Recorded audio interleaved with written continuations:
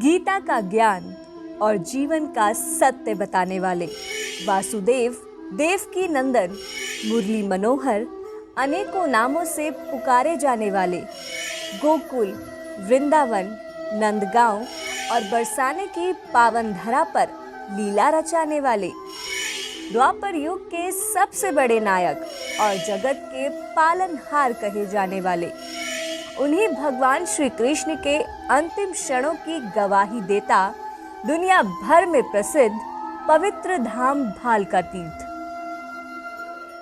नमस्कार, मैं नम्रता आप सभी का स्वागत करती हूँ हमारे इस खास कार्यक्रम में, जिसमें आज हम दर्शन करेंगे भगवान श्री कृष्ण के एक ऐसे पवित्र धाम जहां उन्होंने अपने जीवन के अंतिम क्षण व्यतीत किए थे। गुजरात के सौराष्ट्र में भगवान शिव के 12 ज्योतिर्लिंगों में प्रसिद्ध सोमनाथ ज्योतिर्लिंग स्थापित है और वहीं से करीब 5 किलोमीटर की दूरी पर वह स्थान है जहां भगवान श्री कृष्ण अपना देह त्याग कर पंच तत्व में विलीन हो गए थे, जिसे दुनिया भर में भालका तीर्थ के नाम से जाना जाता है। तो चलिए दर्शन करते हैं इस पावन तीर्थ स्थल के। मंदिर में बनी भगवान श्री कृष्ण की प्रतिमा उनके आखिरी समय को बयां करती है। ये प्रतिमा दर्शाती है कि उनकी मृत्यु एक शिकारी के बाण से हुई थी, जिसने भगवान श्री कृष्ण को गलती से हिरण समझ लिया था। श्री कृष्ण की प्रतिमा के सामने ही उस बहेलिये की हाथ जोड़े क्षमा मांगते हुए प्रतिमा है, जो श्री कृष्ण पर बाण चलाकर पछता रहा था। लेकिन श्री कृष्ण तो अंतर्यामी थे। वो बखूबी जानते थे कि संसार को अपने इशारों पर भले वो चलाते हो, लेकिन अब इस दुनिया से उनके चलने का समय आ गया है। तभी तो तीर चलाने वाले बहेलिये को उन्होंने माफ कर दिया।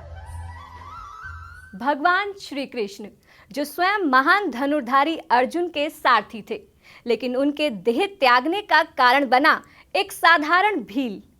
कैसे त्यागा भगवान श्री कृष्ण ने अपना देह? क्या है इसके पीछे की कहानी? चलिए जानते हैं। लोक कथाओं के अनुसार महाभारत युद्ध खत्म होने के 36 सालों के बाद गांधारी के श्राप के कारण यादव कुल आपस में ही झगड़ने लगे और एक दूसरे को ही खत्म करने लगे। इसी कलह से परेशान होकर श्री कृष्ण सोमनाथ मंदिर से करीब 5 किलोमीटर दूर वेरावल की इस जगह पर विश्राम करने आ गए।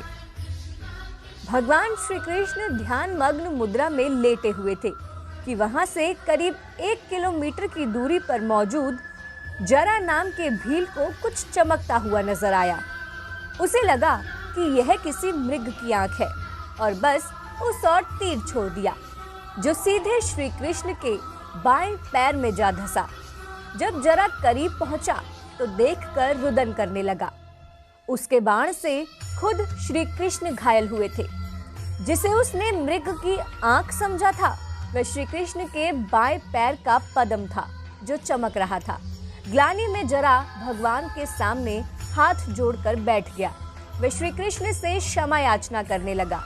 भील जरा को समझाते हुए श्री कृष्ण ने कहा कि क्यों व्यर्थ ही विलाप कर रहे हो, यह नियति है। भगवान श्री कृष्ण ने जरा को कहा कि अब उनके इस धरती से प्रस्थान करने का समय आ गया है और वह इसका एकमात्र कारण है। ये सत्य भी था, क्योंकि जो श्री कृष्ण इस संपूर्ण सृष्टि के स्वामी हैं, उनकी इच्छा के बिना भला क्या ही संभव है। बाढ़ लगने से लहूलुहान हुए भगवान श्री कृष्ण भालका तीर्थ से थोड़ी दूरी पर स्थित हिरण नदी पहुंचे, जो कि सोमनाथ से मात्र 1.5 किलोमीटर की दूरी पर बहती है। नदी के किनारे पहुंचकर भगवान ने अपना मानव शरीर त्याग दिया और अपने बैकुंठ धाम प्रस्थान कर गए।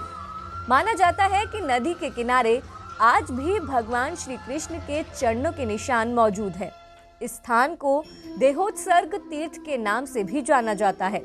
वहीं दूसरी ओर जहां बहेलिये ने श्री कृष्ण को हिरण समझकर बाण साधा था, समुद्र के किनारे बसे उस जगह को बाण गंगा कहते हैं। इस स्थान पर समुद्र के भीतर एक शिवलिंग भी स्थापित है। श्री कृष्ण की नश्वर देह का अग्नि संस्करण समुद्र के त्रिवेणी संगम, जहां 3 नदियां हिरण, कपिला और सरस्वती का महासंगम होता है, वहीं पर हुआ। भालका मंदिर का जीर्णोद्धार सोमनाथ ट्रस्ट ने करवाया और 1967 में भारत के उप प्रधानमंत्री मोरारजी देसाई ने यहाँ मूर्ति की स्थापना की। चूंकि बाढ़ को भल भी कहा जाता है, अतः इस स्थान का नाम भी भालका तीर्थ पड़ा। ये घटना द्वापर युग के अंत का भी प्रतीक मानी जाती है। मंदिर सोमनाथ ट्रस्ट द्वारा संरक्षित और संचालित है। भालका तीर्थ का वर्णन महाभारत, श्रीमद् भागवत पुराण, विष्णु पुराण और अन्य हिंदू धर्म ग्रंथों में भी है। मंदिर में वह पीपल का पेड़ भी है जिसके नीचे अंतिम समय में भगवान श्री कृष्ण ने विश्राम किया था। ये पेड़ करीब 5000 साल पुराना है और अभी तक हरा भरा है। ये वृक्ष श्रद्धालुओं में उतना ही पूज्य है जितना कि मंदिर में विराजमान मूर्ति। भालका तीर्थ भले ही भगवान श्री कृष्ण के अंतिम दिनों का साक्षी है, लेकिन ये स्थल आज भी भक्तों की मनोकामनाएं पूर्ण करने वाला एक प्रमुख धार्मिक केंद्र है। आज भी हजारों की संख्या में भक्त यहाँ भगवान श्री कृष्ण के दर्शन करने आते हैं। यदि आप भी कभी गुजरात जाएं तो इस पावन स्थल के दर्शन करना बिल्कुल ना भूलें। इसी के साथ मुझे दीजिए इजाजत। नमस्कार। आप हमारे संत वाणी चैनल को सब्सक्राइब करें, वीडियो को लाइक करें, शेयर करें और हाँ, बेल आइकन पर क्लिक करना बिल्कुल ना भूलें ताकि हमारी किसी भी वीडियो की सूचना सबसे पहले आपको मिले।